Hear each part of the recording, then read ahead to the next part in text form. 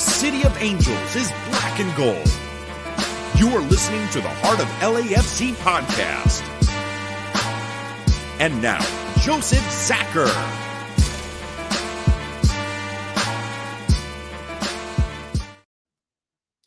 Greetings, Los Angeles. Welcome to episode 399 of the Heart of LAFC podcast. We're going to call this one Progress as the club strings a couple wins together and looks at two massive matches ahead this week. It's on, guys. It's happening. It is very real.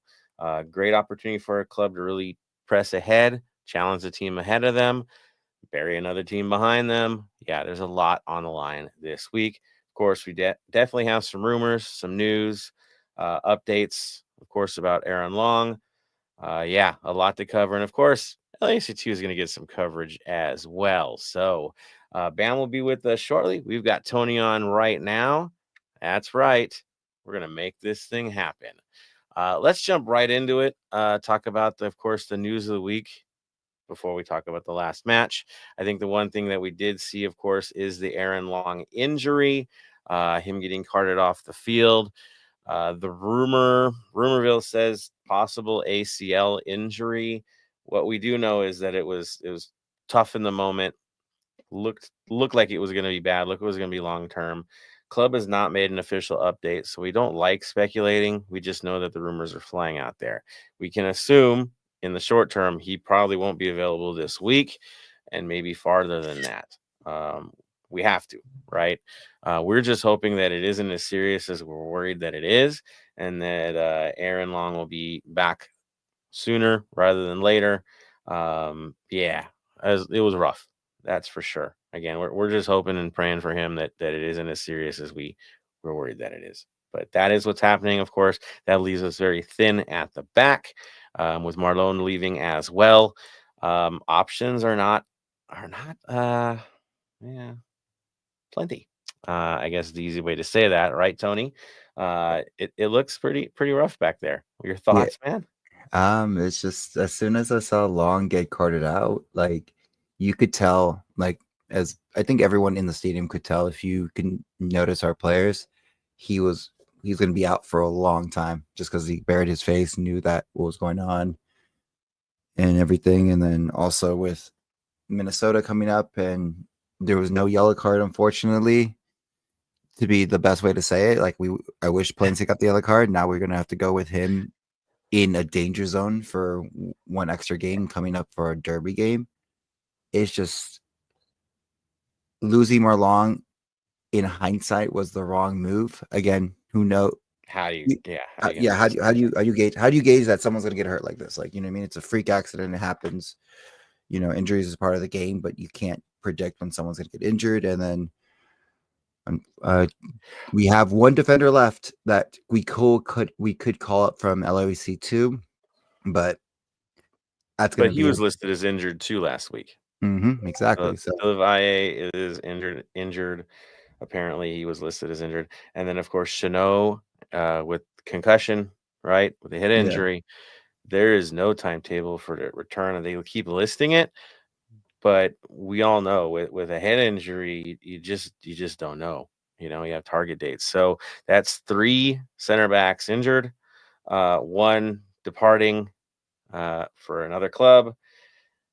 You gotta wonder as this window opens, right? I think there's an extra shopping, an extra thing added to the list at this point.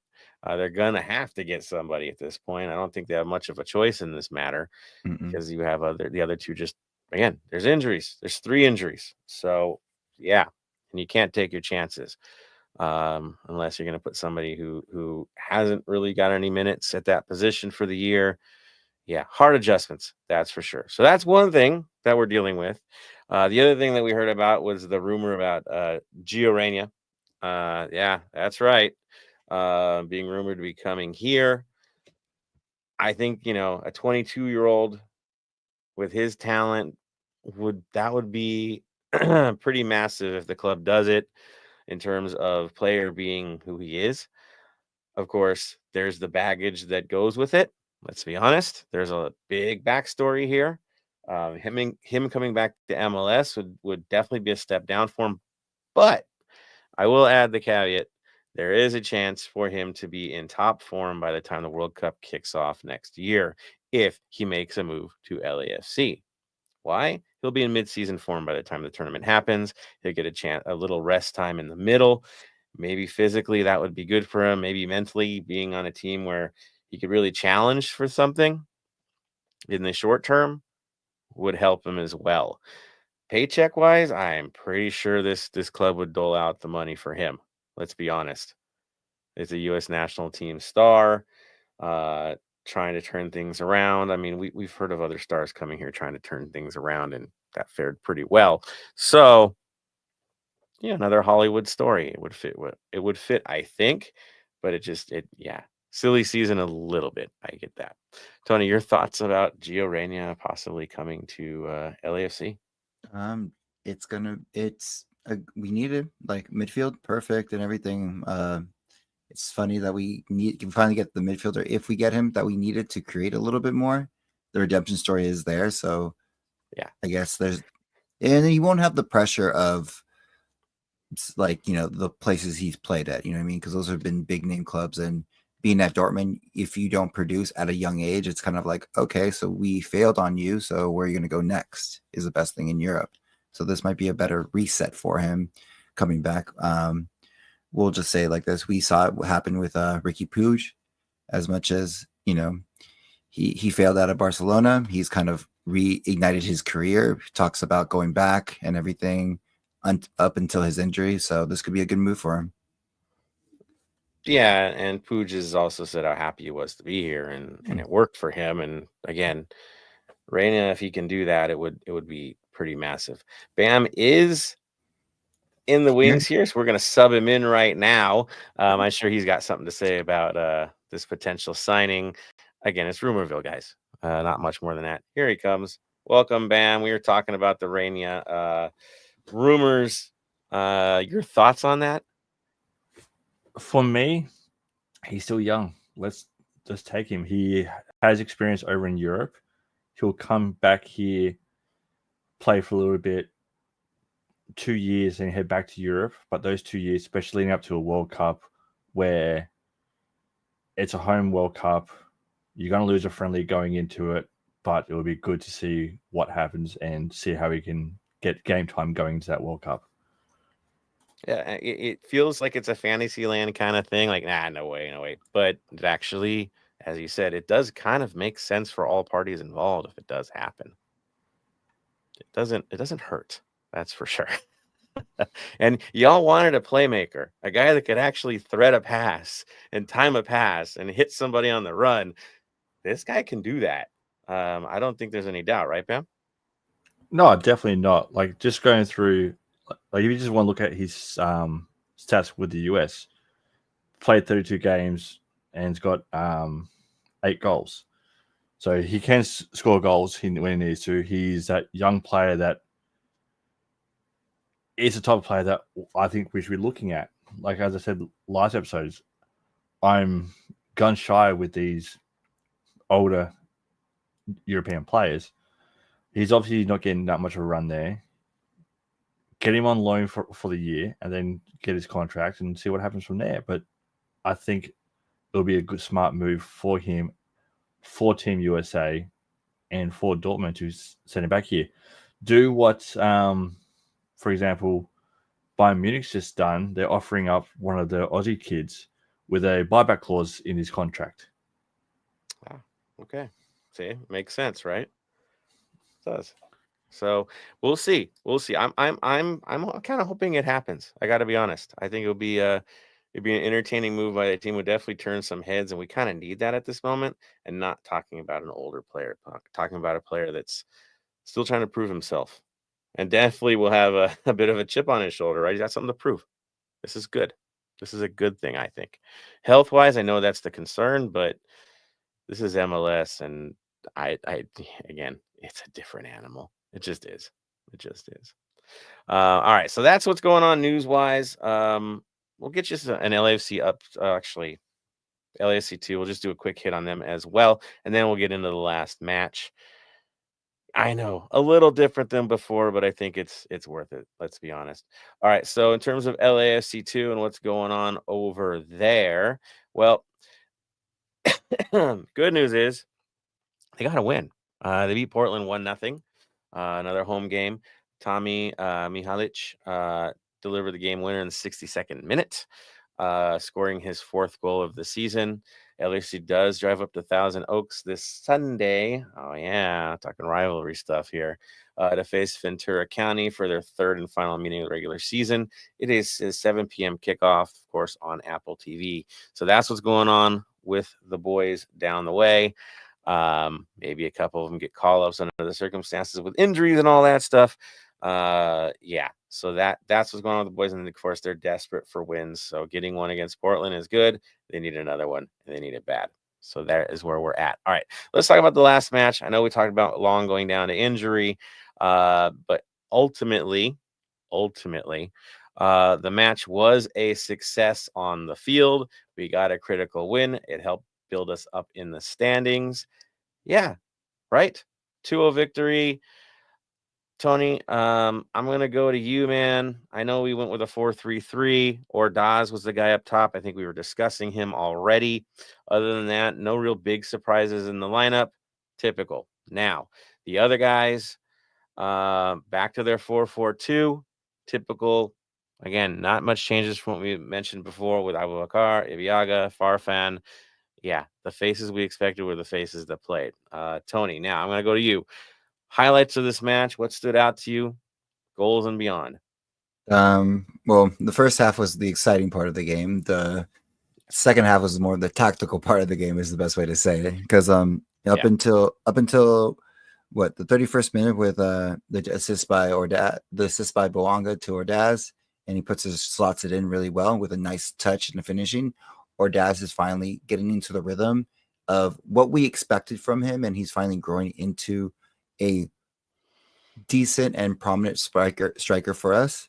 And then in the pretty much in the 45th minute, Boanga finally gets the penalty and puts it away, slots it away, hits the top of the crossbar and goes in, thank God, but puts us up 2-0, and that's pretty much the ball game for the halftime. And then second half is just more of a tactical movement of everything. Of course, we have the Aaron Long going down and everything, but it showed that we could still play well. Again, there's still a lot more questions of trying to put this game away. Again, the 2-0 lead is the worst lead to have going into half and going into a game that we need to win. But overall, I felt like we showed up against Dallas and put a lot of pressure on them. It's just, finishing is a little bit of there, but luckily that we were able to just push forward and get the 3 points. Yeah, and also get a couple clean sheets in a row here, which is something we need. We need confidence of that, especially in the circumstances. It was a little bit dodgy towards the second half. After Long went down with injury, the guys that came in, there was some miscommunications in the back, that's for sure. A little shaky at times, but they weathered the storm and got through it. Dominated possession in the match, created the chances. Again, only allowing one shot on goal for an entire game. Not too shabby. Bam, your impressions on the match? My impression on the match is I didn't get to watch it, but I was listening to it through the ESPN app and with Dave Denholm. But for me, it was how the first half was how I thought we would be playing. The fact that there was not a single yellow card in the first half was a bit surprising to me. It didn't help my pocket, that's for sure, because I had money over 3.5 cards for the game, but that never came up. But looking into it, seeing how Ordaz is fitting in there, him and Boanga are playing off each other, it was like something just flicked and went, yep, that's how we got to play, and that's how they played. So for me, the first half was a complete standout. Yeah, they did the job, right? At the end of the day, that's what mattered. They got the job done. Card didn't happen that we worried about, I know. But, Ordaz building confidence yet again. We'll take that. He just keeps getting better and better the more you play him. So that's working out pretty darn well. All right. I do see a couple comments from you guys. I'm going to throw that to you guys here now. Thank you once again for adding into the mix. Of course, season MVP from the faithful has to be Dave coming in, checking in from the Netherlands. Says, let's do this. Omar in the mix too says Giroud didn't really do much with LAFC. That is true. That is why everybody's happy to be where they're at this moment. And Dave says we are thin in center back. We're brutally thin in center back. Again, tough. We've got, of course, the Bouanga fun account. I scored, and of course, I can play center back. Danny Bouanga plays every position, especially if he can hold the ball. And Dave says big game Bouanga. And he's also in agreement. Says it would be a win-win for Gio and LAFC. I really do. Everybody's has to step down. Dude, he needs to play. And he wants to play. You're a footballer. Paychecks are nice, but if you're sitting on the bench doing nothing, what's the point? You want to play ball. That's how it works. Coyote in the mix says, what up, y'all? Made it just in time. There we go. Coyote checking in. Again, guys, definitely throw the comments as we go forward with this preview. Yes, it's kind of a quick episode, but hey, we're going to do 2 this week. That is the plan, right? As we hit into episode 400 next time and preview Carson. Synergy, people. It all works out that way. So, on that note, speaking of community and seeing what the community has to say tonight, I'm going to throw it over to you, Tony.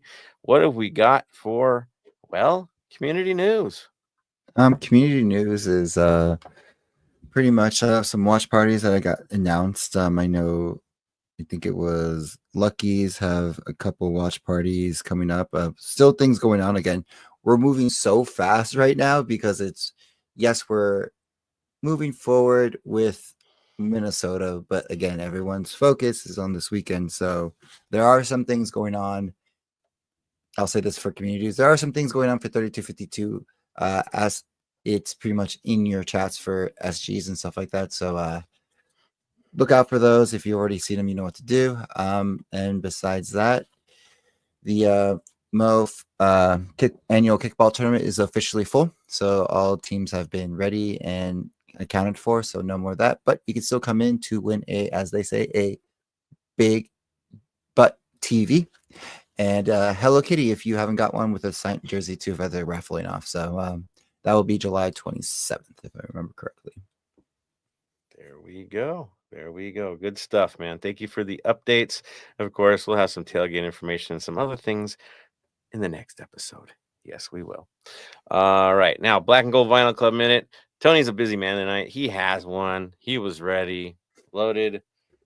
I'm going to give you the floor, sir. What's your Black and Gold Vinyl Club Minute choice this week? All right, so this is a very long story, but it works with Minnesota. So the song of the song that I chose was "Scream" by Michael Jackson and Janet Jackson. The reason I chose this is because so when the song was first being recorded, Janet Jackson picked out the song of they played a couple of different songs. "Scream" was one of them. Janet chose that one, saying, "This one's the one that my brother's going to choose." They go to New York with Michael and Janet. They play it for Michael. Michael, of course, chose "Screams," blows out the performance in the recording studio for it. Janet does not want to follow that up because, the king of pop, kind of hard to follow that act, and says she will record her vocals in Minneapolis. They go, record it, send it to Michael. Michael loves it, asks where Janet recorded her vocals, and he said Minneapolis. Like, oh, I want to try it in Minneapolis. Goes to Minneapolis, records some parts of it that are still on the album, but the most of the recording is New York City. But that is the connection with Minnesota and Scream. There we go. Behind the music, LAFC edition. Yeah, I remember Behind the Music. Come on now. Good stuff, man. Good call, Tony. Again, a little bit of history on the Heart of LAFC. Now, talk about Minnesota. Let's get into it. Let's preview it. What is going on with these guys? Guess what? We're looking up instead of down this week. I know the other teams we've played have been struggling. This is not the story. Minnesota United FC is ranked second in the West, 40 points, 2 points back of San Diego. They've only lost 4 games this season, and they are on a streak. They won 4 of their last 5, and one of those was a draw. Yeah, exactly. They put 4 past San Jose. They put 3 past Chicago. They score goals, guys. They also allow a lot of goals. So that's a little bit of an interesting caveat. They play to score, but also they trade. They trade goals to get their results, but it's been working for them. It's not like they're, pushovers here. They've been getting their results. They're making it happen. Of course, we've got 32 points. We only played 19 games. They've played 22. So this is a big match, a big swing for us to try to build ourselves up in the standings as we lead into that big Carson match on the weekend. Yeah, no time to mess around. If you thought we were going to take this one easy, focus on Carson, can't afford to do that. The high probability this team could meet us in the playoffs. They're that good. This is real. This is a tough one. Minnesota for us historically has also been difficult, right? We've had some good games, but a lot of rough ones as well. So this is where we're at. Yes, we're on a streak. They're on a streak. This is a proper collision course. Bam, I go to you, sir. What are your thoughts about Minnesota United FC this season? Thoughts on Minnesota this season is we've got to be wary. They are a really good side. Your Boa's just scoring goals to front center. You got Lod and Trapp there in the midfield. Just looking at their side, you got to sit back and go, this is a scary side. This is a side that any day can easily put 4 past any team, as they did against San Jose. But we cannot do what San Jose did and let them score in the 3rd minute. Plain and simple. We've got to hold our defense. We've got to play our game. Because you look at their last game against San Jose. They won 4-1 with 36% ball possession. Yeah. Well, it's an interesting setup. They went, again, this is coaching. That's another thing. New coach, new vibes, new tactics. They played 5 in the back in that game and played a total counterattack game. Speed kills. They know they have it. So they basically brought those guys in and then killed them on the counterattacks. That was their point. That was their idea. They have weapons everywhere, as Bam says. If you look at Yeboah, right, stat-wise, league play, 21 games, 7 goals. And you're like, oh, that's pretty good. Yeah, that's pretty good. But guess what? He's not the leading scorer. Leading scorer right now is Oluwesi. 18 games played, 9 goals scored. Oluwesi also has 8 assists. That's your top 2, right? That's who you're dealing with. And you're like, oh, okay, got it. We should be fine. Well, that's nice. But their outside midfielder, right? Pereira, leading assist man, 9 assists in 22 games. Yeah, can't laugh at him. He's also got 2 goals, so he can burn you too. Maracanic, 5 goals, right? Load. Yeah, he's there too. He's only at 4 assists this year, but he's there. It's on. So if you look at the lineup, like I said, it was a 5-3-2 last time. St. Clair was back in goal, and you all know how good he is. Boxall was holding it down as their center back. Diaz and Romero were next to him. Gressel and Marcanic were their outside backs, wing backs, sometimes midfielders. They kind of have free reign as needed. Trapp, Load, Pereira, midfield. Again, tough team, man. They're solid. Yeboah, Oluwesi up top. That was the lineup for that game. You go back to, I believe, the Dallas match. I'm not going to include the Chicago match. It was an open cup match. Yeah, we're not going to focus on that one. They played a 5-4-1 in this case with Yeboah up top. In this case, Trapp and Load hold it down in the midfield. Oluwesi and Pereira play on the outsides. Speed kills. Counter people. Boxall, Harvey, Romero, yeah. The back line, the 5 deep again. Gressel, Marcanic. Let them free. St. Clair aggressive in goal. Quick play outs. This is what we're going to be dealing with. And you know how we play, right? They're kind of playing the way we like to play a lot of times. Counter, counter, counter, counter. What does that mean? This could be a war in the transition, a battle for transition. If we don't get it right, this could get ugly very fast. Saying that, Tony, I'm coming back to you, sir.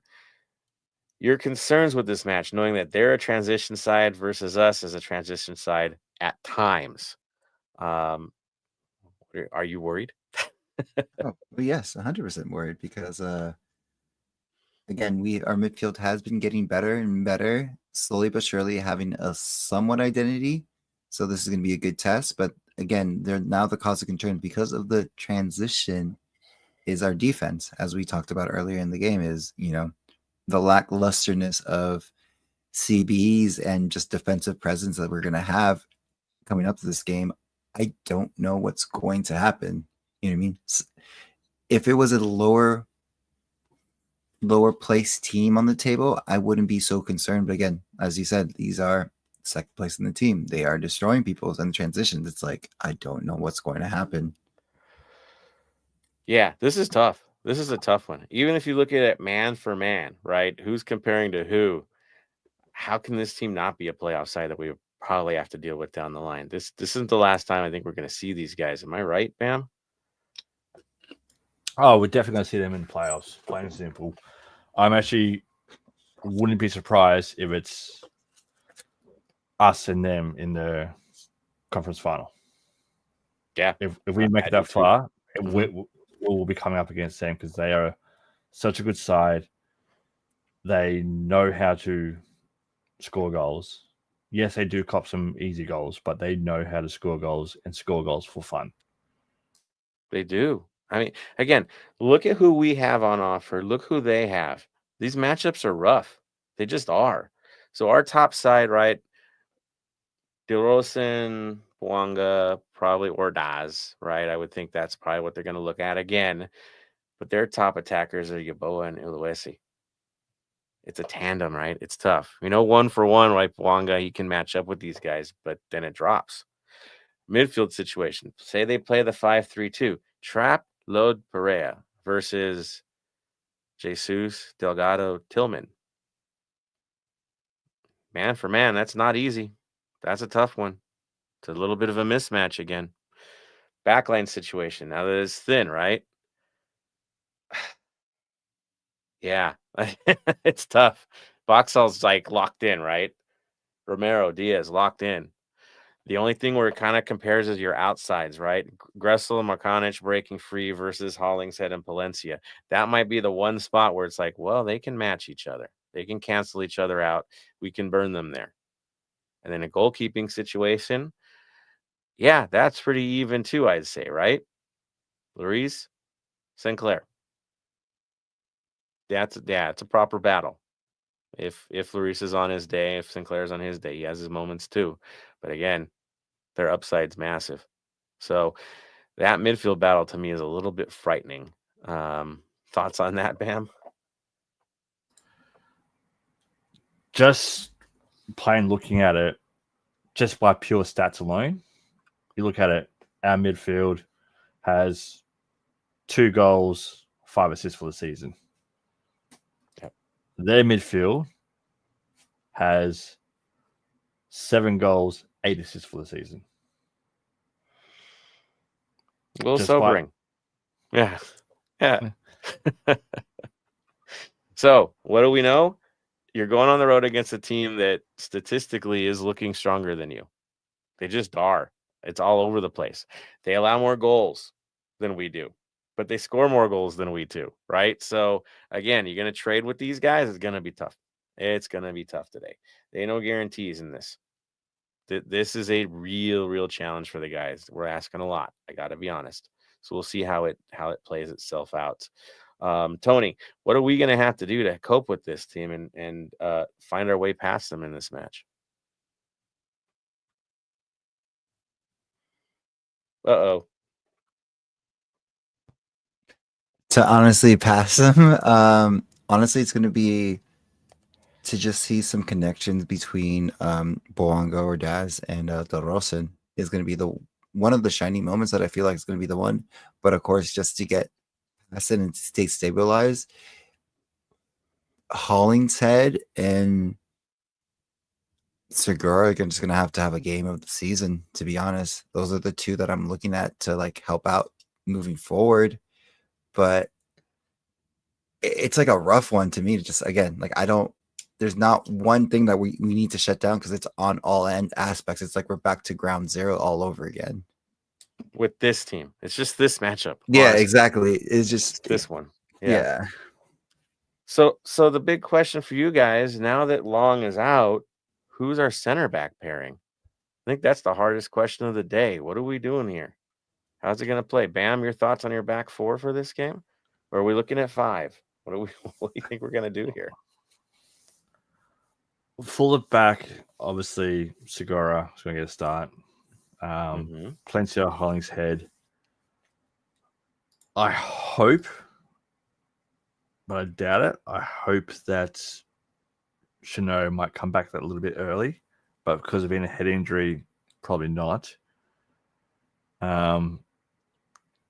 If not, let's give Tafari a crack.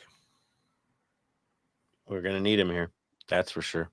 Or this is do you push Hollingshead into more of a centre back and bring in Smolikov on the? Well, that could be it. You could play 3 center backs, and you free up Palencia and Smolikov, and let it rip, right? Or the other thing, you look at Smolikov to fall back into a center back type of role. It's something we haven't seen yet from him, but Tafari, before he came to us, he was a starter. He just hasn't got that chance here. This is a perfect chance for him to show up. My thoughts is that, I mean, that's why I'm going. Nkosi Tafari. He comes in. It's going to be tough, guys. I know. But you need the other core to be there. You don't want to shuffle too much. It's been working the last 2 games. Yes, there are mismatches, but you got Denny Buang on the field. Anything goes. If he has his day, good luck. Right? And the others are gaining confidence up top. So that's where our hopes are at, is that we can catch them being overconfident, be disciplined, don't get stuck in too much, but get the job done. Keep it simple and move on. Even a draw feels like a victory in a game like this. I know you're like, what? Push? We don't want to push. I don't either, but it would be acceptable on a road match of this magnitude with a big match on the weekend. Tony, if they came out with a draw, would you feel it was successful? On this one, yes, because we were able to contain them, and only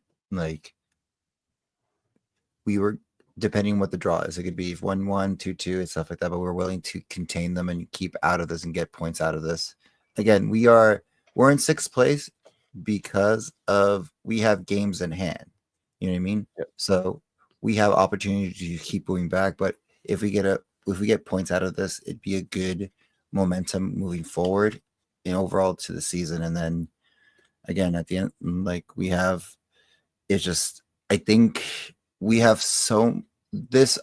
not even this window, we have to start shopping for players is the best opportunity, because it's going to be we have League Cup coming up, and then right into that we're going to have a very congested fall schedule because of all the games we had to make up for making for Club World Cup. So we're going to need bodies, we're going to need quality on the field. So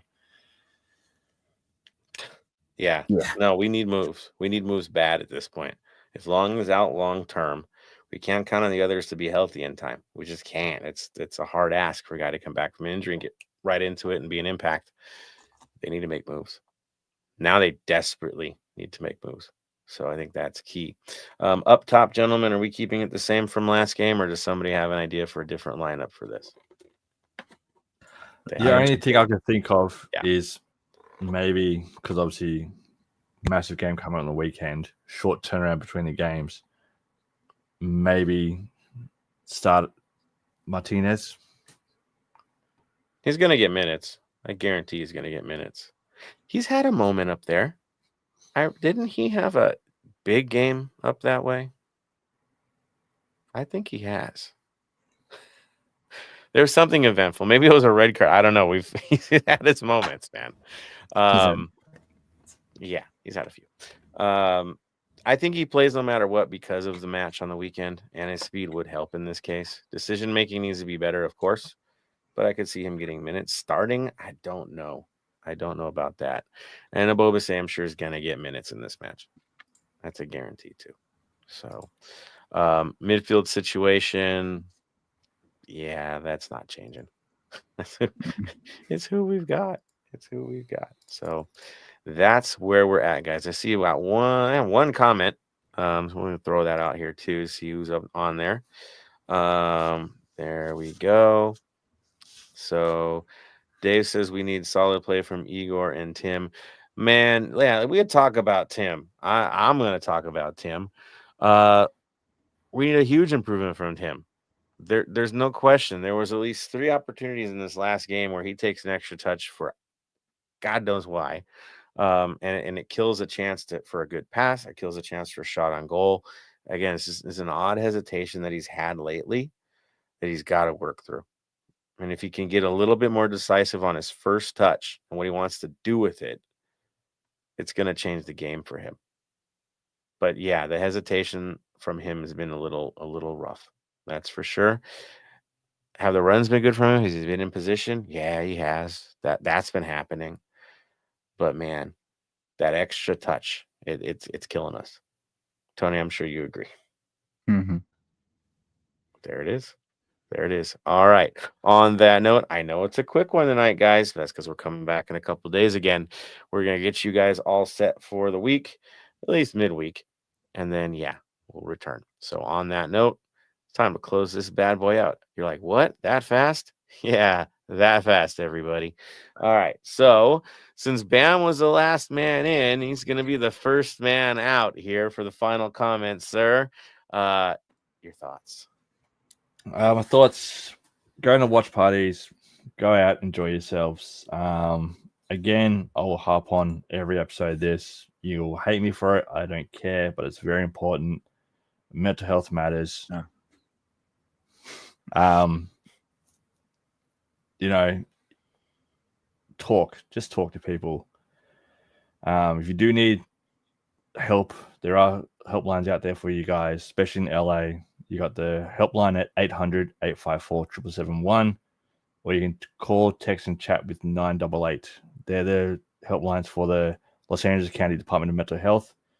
Use it, because you never know what will happen if you don't. Communication is key, guys. You could save a life here. So, yeah, speak out, help out, ask questions. And of course, make the call if someone else can't for them, right? You can get help for others too. Bam, or Tony, sorry. Your final thoughts. Wish I had an Australian accent to just kind of That do was it, hilarious. but I'm not gonna even try. Not gonna even try. But final say of the word is pretty much just have conversations with each other. You know, human decency is something that's been lost in the world in the past couple months, couple years, and just have conversations with people and like get to know one another and make humanity again is the best way I can say it. But just stay safe, save your energy. We'll go more into detail of what I want everyone to do moving this weekend. But stay safe. Just have conversations with friends, you know, enjoy the time that you have with family and friends. And yeah, let's, you know, hopefully get a couple points out of this game and move forward. There it is. Thank you, sir, for your final thoughts. I'll throw mine in the mix as well. Big games this weekend. Essential, right? You guys need to get the job done. On our end, though, as supporters, again, enjoy your times together this week. That's for sure. Watch parties. I am those midweek. Yeah, if you can make it out there, make it out there. Otherwise, watch the team, support the team, be positive in what you do. By the time we get to the weekend and that big match, be smart about it. We'll preview that one, of course, and do what we got to do. But in the meantime, stay safe out there, stay smart out there, right? As Tony says, show a little bit of humanity and a little bit of kindness, because man, we're running short on it these days. That's for sure. And again, next episode will be episode 400 for the Heart of LAFC. I know, milestones and all. It's been a journey, everybody. We'll definitely discuss that a bit too. On that note, our final word of the day. Bam. Stay golden. Tony. Stay golden, Los Angeles. And from me to all of you. Stay gold.